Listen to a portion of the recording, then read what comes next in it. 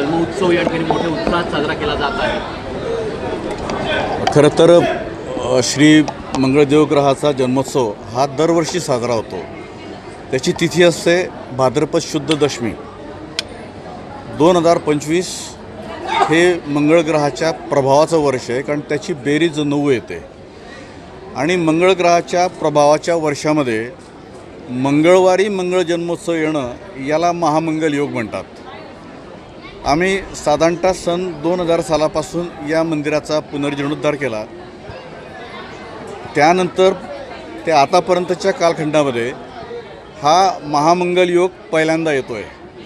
त्याच्यामुळे हा योग जितक्या मोठ्या प्रमाणावर, जितक्या उत्साहाने आणि जितक्या धार्मिकतेने साजरा करता येईल तेवढा करावा असं आमच्या सर्व विश्वस्त मंडळांचं, आमच्या मंगल सेवेकरींचं आणि सगळ्या मित्रपरिवाराचं एकमत झालं आणि त्या पद्धतीने आम्ही गेल्या 6 महिन्यापासून या संपूर्ण कार्यक्रमाचं नियोजन करतो आहोत।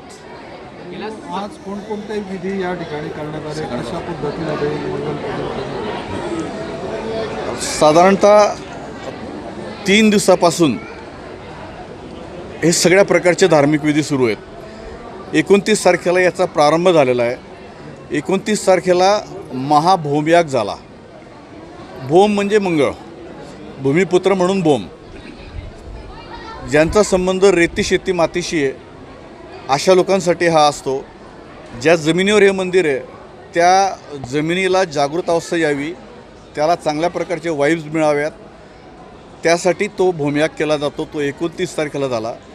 31 तारखेला विशेष शांतियाग झाले 2 शिफ्टमध्ये, 72 लोकांनी ते केले। 9 कुंडी महायज्ञ होते आणि फैजपूरचे सतपंथाचे जे महामंडलेश्वर आहेत, परमपूजनीय जनार्दन महाराज यांच्या हस्ते कालभैरव मंदिराचं कलशारोहणाचा कार्यक्रम या ठिकाणी झालेला आहे आणि आज पहाटे 4 ते 7 या वेळामध्ये विशेष पंचामृत अभिषेक झाला, जन्मसोहळा झाला आणि आजच्याच दिवशी म्हणजे जन्मसोहळ्याच्या दिवशी या मंदिराचे ध्वज बदलले जातात।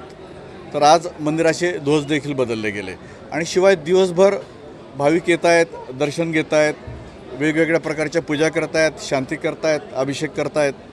अशा पद्धतीचा हा साधारणतः 3 दिवसाचा कार्यक्रम होता।